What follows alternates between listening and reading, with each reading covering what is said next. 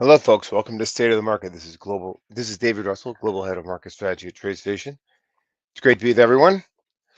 Sorry, I was sick last week. Hope everyone had a good Easter. Today is Monday, April 21st, 2025. So more downside pressure on the S&P, and we'll be getting to that and lots of other things as soon as I show you these disclosures. Also want to share a few links in the chat, including our trading view ideas and some of the other important disclosures.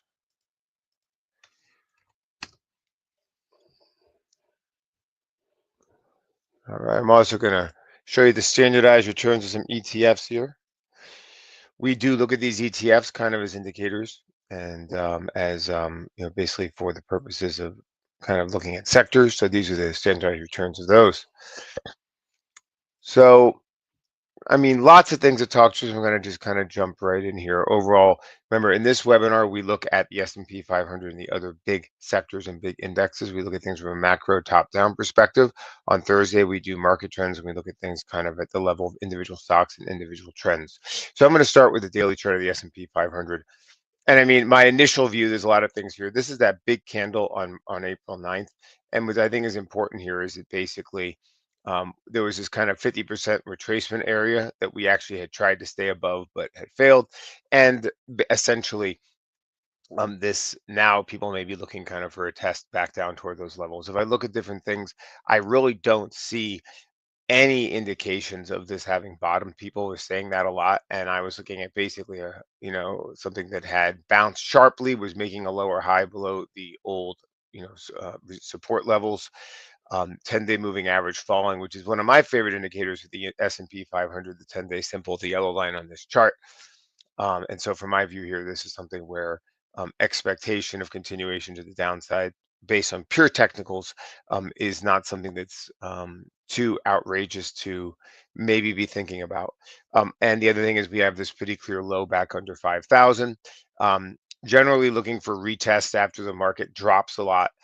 After any move happens, looking for retests before you get any kind of reversal. In this case, a reversal to the upside very well may require a retest at the downside, false breakdown, or a higher low, or something like that. And that had not yet happened in any clear way. So at this point, as I look at this thing technically, I don't really see anything that would tell me that this is near a bottom, just based on the technicals. I'm going to move this out a little bit to make it easier to see. Anyway, at this point, this is pretty much irrelevant, but I did want to just kind of highlight it. Now, go to tradestation.com, and down here you're going to see we have an article that is called Stocks Have Been Frozen on Tariff Uncertainty. We highlight several points in here, and you might want to check out this article. Now, one of the things also is we do kind of highlight different kinds of risks now. And I think it's important to realize, I'm going to just come out and mention this now so I don't forget, is that, there could be some kind of legal cases that could stop these tariffs. There are now 3 lawsuits underway, at least 3 lawsuits, and at this point, I think we have to realize is that there have been other Trump's been involved in legal stuff with other sorts of cases that we don't talk about in this webinar. But the key thing is that the Supreme Court is already active now, and with different things, and this is something that people, I think, need to be aware of. I have really no idea how to anticipate or plan for this, or even what to look for. It could be something like the Supreme Court says we're going to combine these into one case and hear them tomorrow, or fast track them, or do this, or deny that, or this. Who knows? I mean, these things with legally are very difficult. So I think it's important to realize the catalyst really impacting the stock market now is that the administration could announce some kind of trade deals, or the Supreme Court, or another court, some other kind of federal court could do something that in turn pushes this thing to a point when there can be an injunction against the tariffs. Or I don't know. I'm not a lawyer. I'm just saying that we're now entering a period. What we do in this webinar is we try to identify what are the catalysts that can be out there impacting the market. Normally, you look at things like scheduled earnings reports, known economic events. Now we have something very different. We have the potential of these relatively unknown sort of catalysts that could come flying out of left field and have a major impact. Now, I'm not saying it's going to happen, but I'm just saying people might want to be doing things like setting up Google News alerts for these things, or finding ways to monitor social there's lawyers out there, there's different people who track these things, and this is something now I think we just need to be aware of. These could be some of the catalysts to be aware of at this moment in time. Now, let's look at the overall S&P. I wanted to mention that. Another thing, if you look here on TradeStation.com, is if you go to learn and then you go to events, I want to tell you that we're actually doing a webinar in 2 days on April 23rd on Wednesday about earnings. If you want to check that out, option strategies for earnings, doing this one, just kind of let you know about that.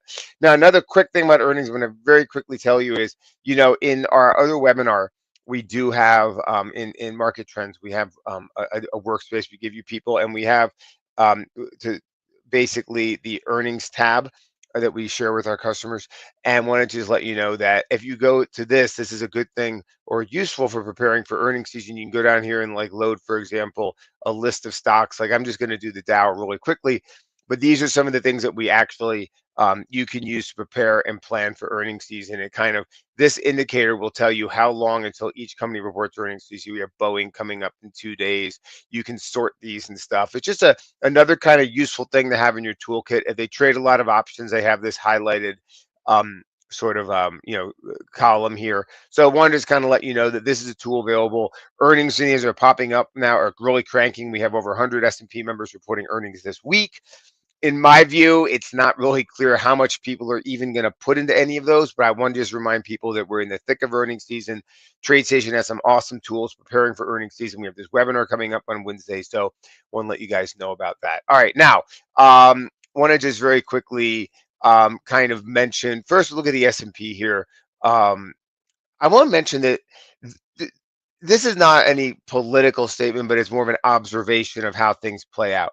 The Trump administration now kind of reminds me of like the Iraq War. It started with shock and awe, a bunch of stuff happened, but then after that you enter quagmire.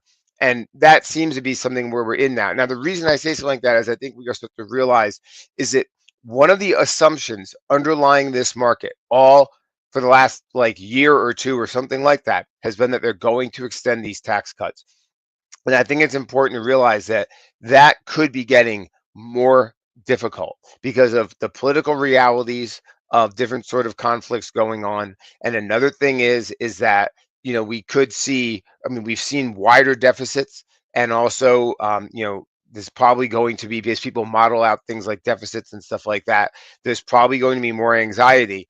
And with all the political stuff happening, everything else, I want to just throw out the potential that the tax cuts that everyone has been assuming and confident will pass might actually be at risk. And I think that's just another thing we have to realize out there as a potential matter. Now, another thing we had in our article, and this thing we have talked about from time to time, is the potential of a conflict between the White House and the Fed, and that is in full effect today.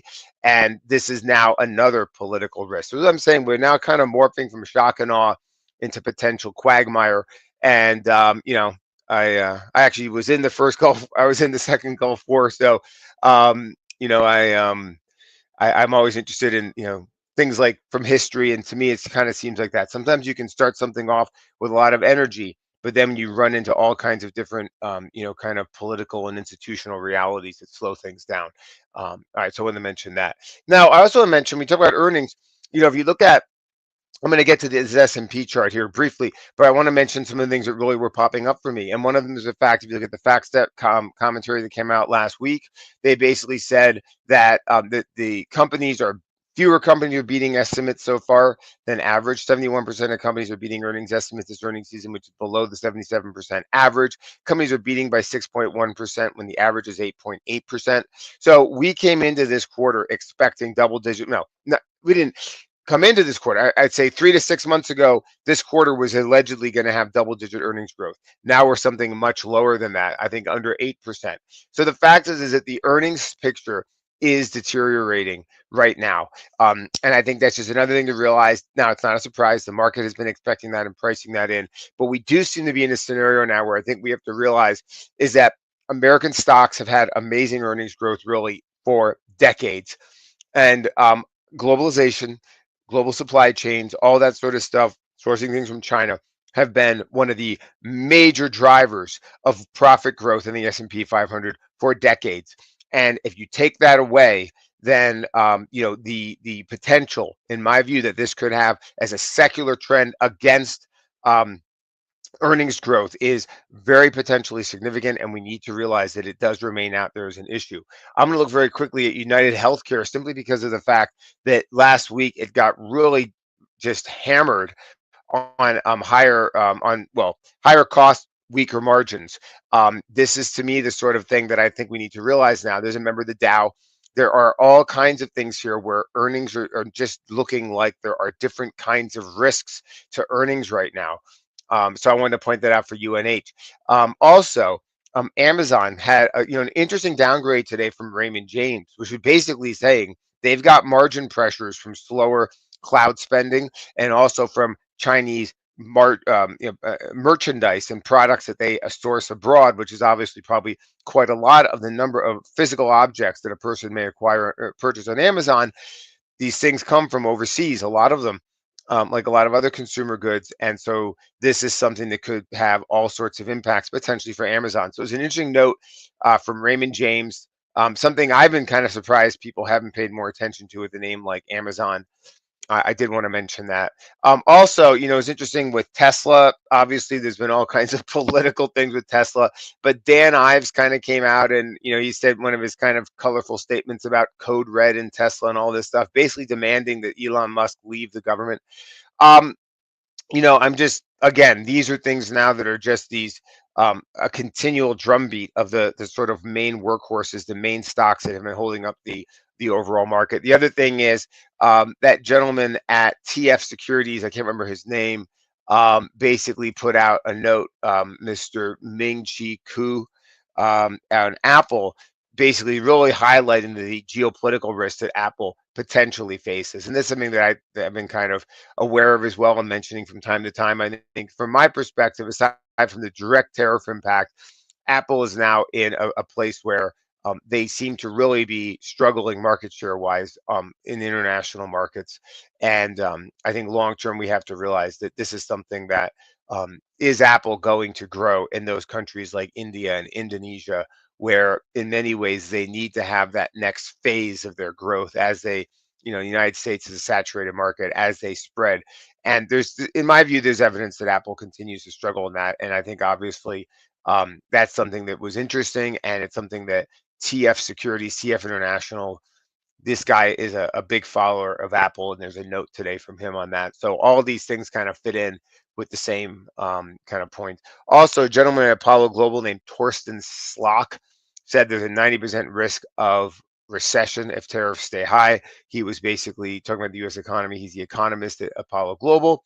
He's been interesting, and just a lot of people saying things like this now. It's a pretty broadly expressed sort of view. So I continue to point out the fact, look at the S&P here again, is that basically we continue to face what I've been calling an anti-Goldilocks environment. We have had jobless claims lower than expected for 2 straight months. Basically every week, jobless claims have been very low. So we have low unemployment. At the same time, we have profit margins under pressure and huge uncertainty. And the uncertainty around something that could potentially raise inflation. This makes an impossible environment in many ways for the Fed to cut rates. It creates an incredibly negative environment for equity. I think we just need to realize that. You have to just take a step back and think of the different pieces in the puzzle, the ingredients in the Federal Reserve's interest rate like cocktail. They have unemployment, they have inflation. If you take away weak employment, then basically the Fed's ability to cut rates, or at least the Fed's need to cut rates, is dramatically reduced. And when you have jobless claims under 220, 230,000, when you have unemployment under 4.5%, the need for a rate cut is just extremely difficult for any economist or any policymaker to make.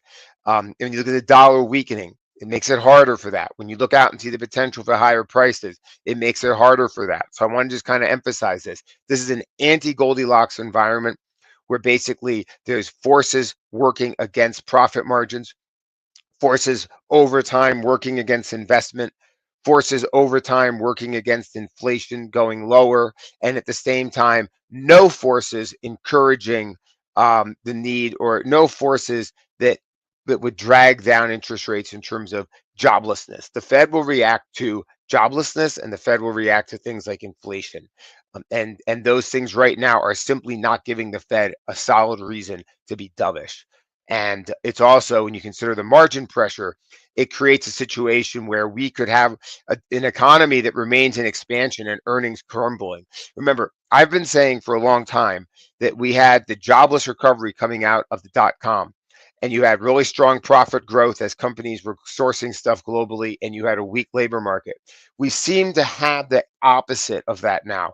We have a surprisingly strong labor market, and I believe a lot of that has to do with the growth of healthcare in the economy, but a very strong labor market.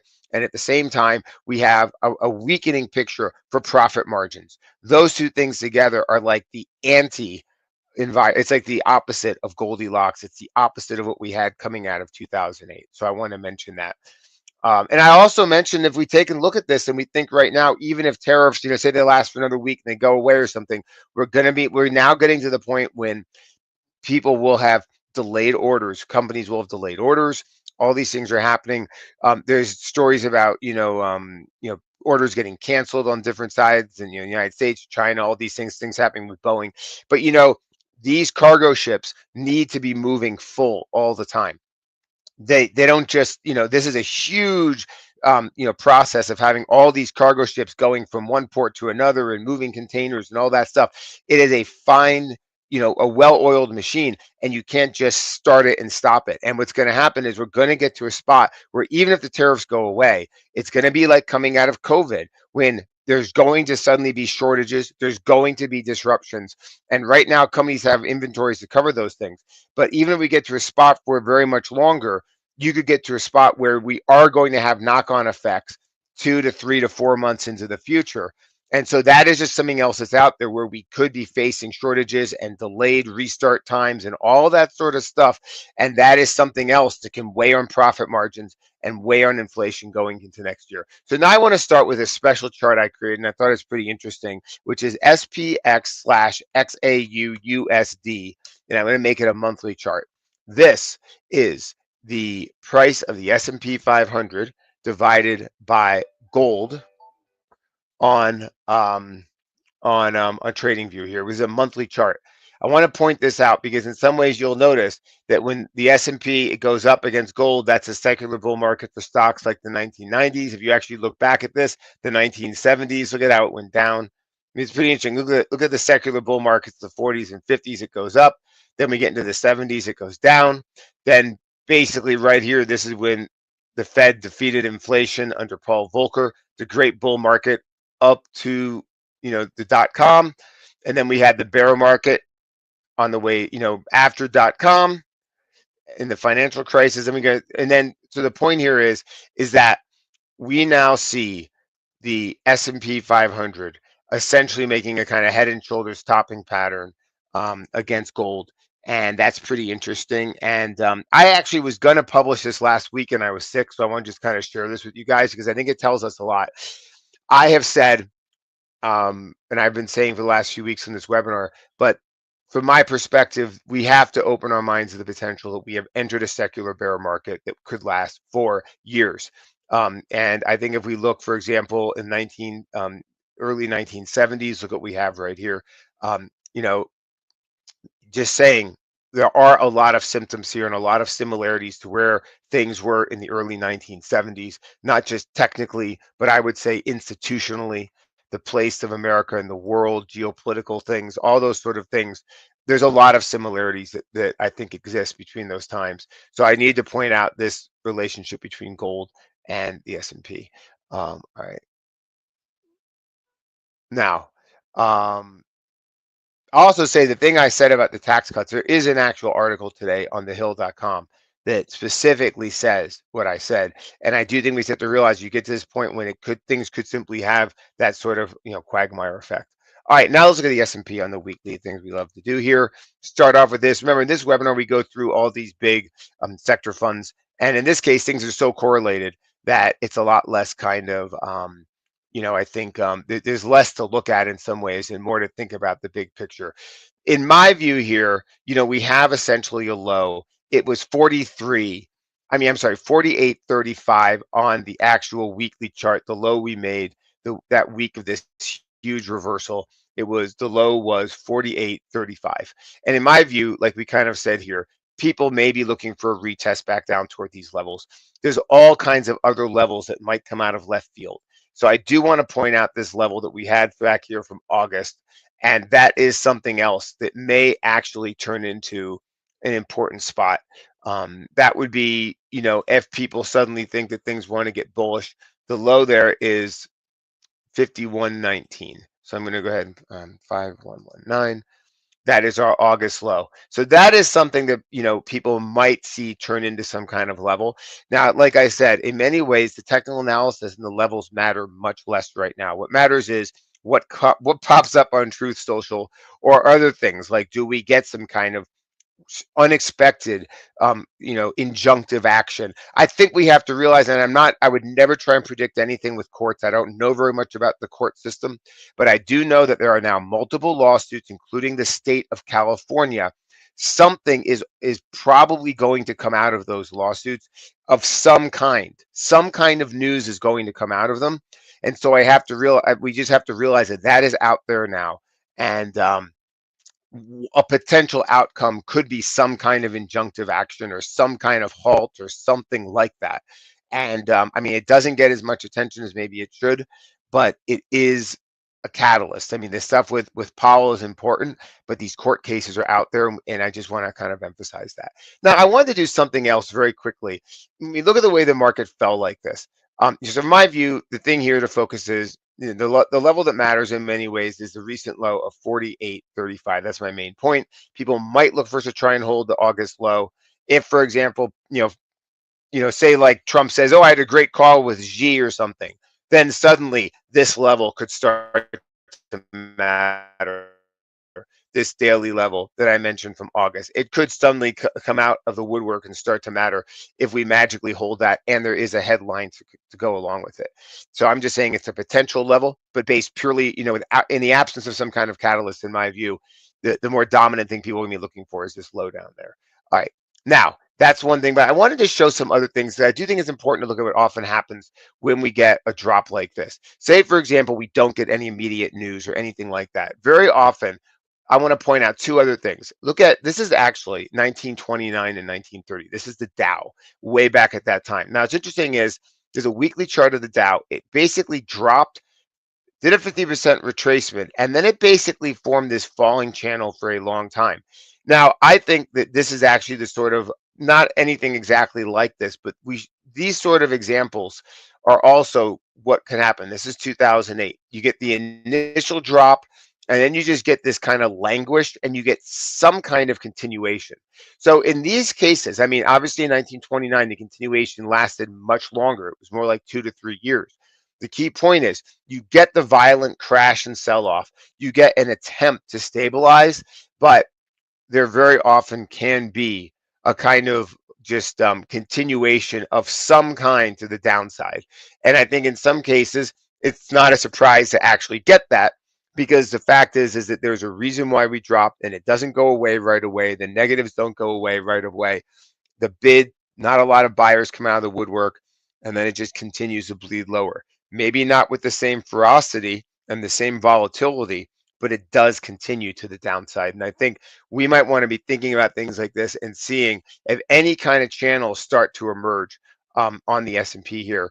And so from my view, I want to just kind of point that out, that I think if we don't get a quick resolution of these things, the likely outcome, or one potential outcome, could be simply buyers remain on strike and we get some continued bleeding lower.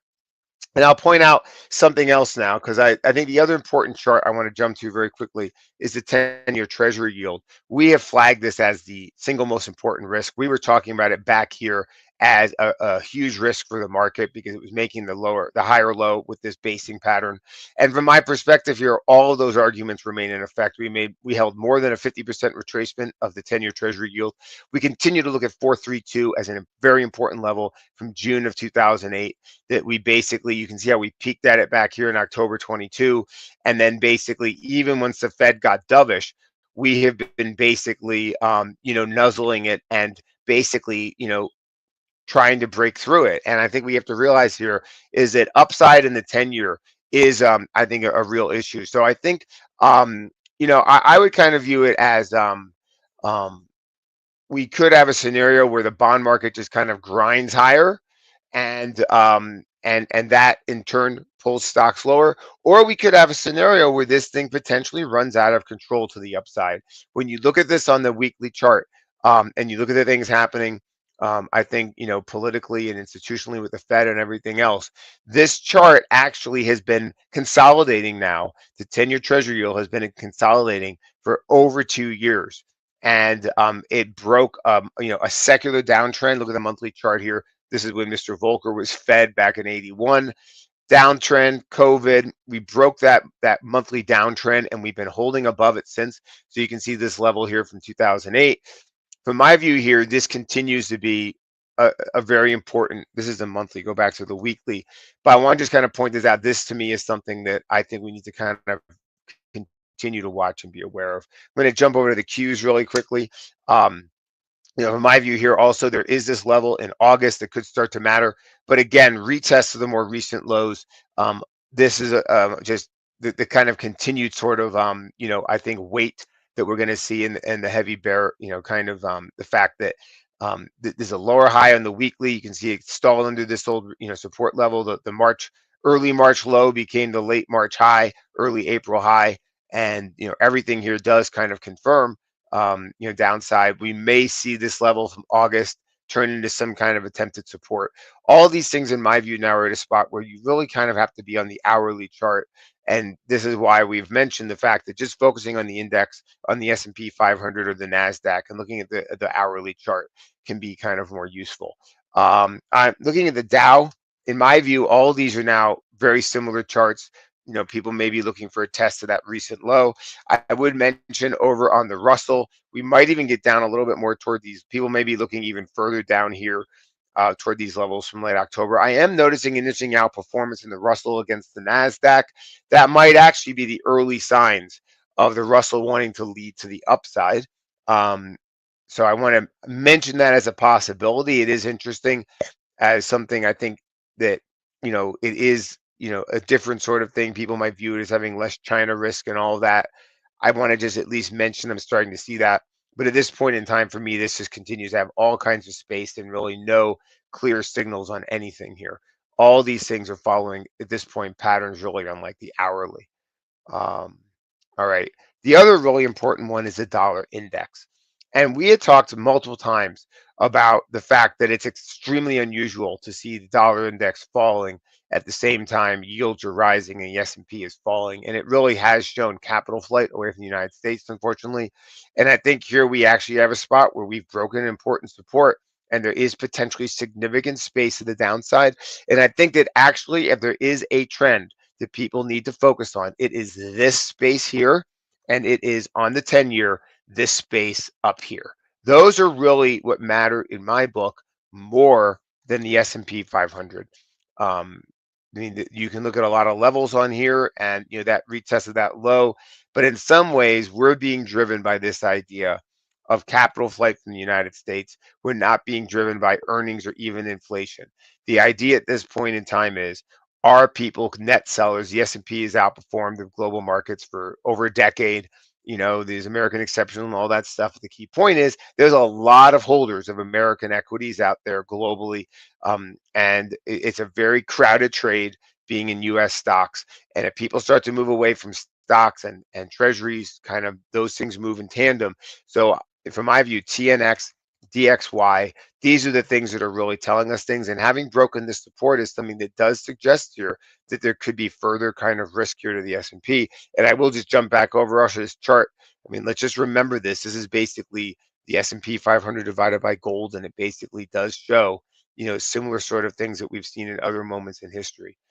I'm looking at other things, and all these people can look at and say, you know what, maybe they need to go back down and retest recent lows. This is the XLB energy materials ETF, the XLE energy ETF. This is one I continue to find this one interesting just because it trades at lower multiples. But from my view here, the one thing I think is interesting is that if we don't get more geopolitical risk, then this is something that could have, some more downside. The financials, I think, right now could be playing catch up to the downside. That's something I think we might want to be kind of looking at and seeing if maybe these have more space down. We did a trading view I did today on the XLI industrial ETF, and in my view here, this is one that may have some really significant space to the downside. I think from my perspective, this has potentially a lot of risk because they have Caterpillar and Boeing both have a lot of China exposure, and they have the industrial economic exposure, they have supply chain exposure, they have high multiples. So XLI here I think is one that maybe something that continues to see some space to the downside. XLK is very much one where I think all these were just essentially looking here to be.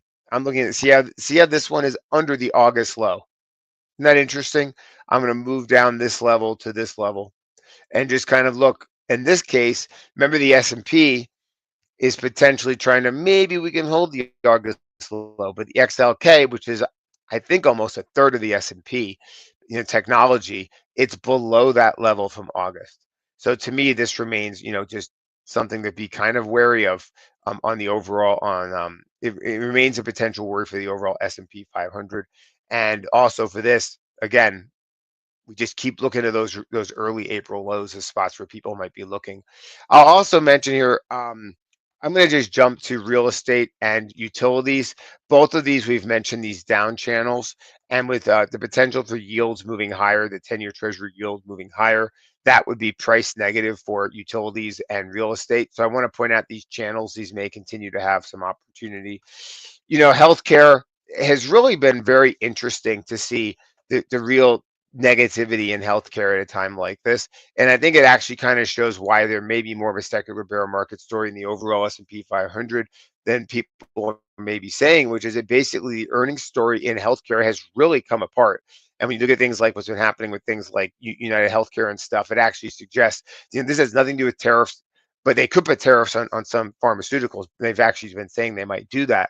But I would say overall, that's not even what's happening. You're basically seeing an industry that in various ways made a lot of money for a long time. And now the underlying fundamentals are turning against them, which is people are using these health services more. And it's very negative on the earnings of the health insurers. And this is a new trend. It's its own completely fundamental, inherent trend to the industry. It's not a macro thing or anything like that. It's not Fed based. It's based on the fundamentals of these businesses. And so healthcare here, space to the downside. And I think in some ways, this is one of the more interesting things, even though it's incredibly boring to talk about health insurance. Um, the fact that they are struggling so much actually says that there is more of a secular bear market developing right now. Back in 2012, these guys came out of the woodwork and turned into a monster bull market coming out of Obamacare. Now we have just the opposite. We have the aging population. There should be all this growth in healthcare, and instead their earnings are falling apart. So I think that's something just to bear in mind. XLY, last one also. In this case, I would say people maybe even looking below that April low, back to the lows here, really kind of down toward 165. These levels that we saw back last summer, July and August, maybe some space here, especially with the weight in, like the things we said about Tesla and Amazon. So those are the main things I wanted to talk about today. Remember, we will be back with market trends on Thursday. I want to thank everyone for joining me. And I will see you on Thursday at 2 p.m. But before that, also, I'm sorry, don't forget, on Wednesday, we are going to be doing our webinar on earnings. So go to TradeStation's events page, and we do option strategies for earnings season. If you want to check that out, look forward to seeing all you guys. Have a great few days, and I'll see you on Wednesday and Thursday.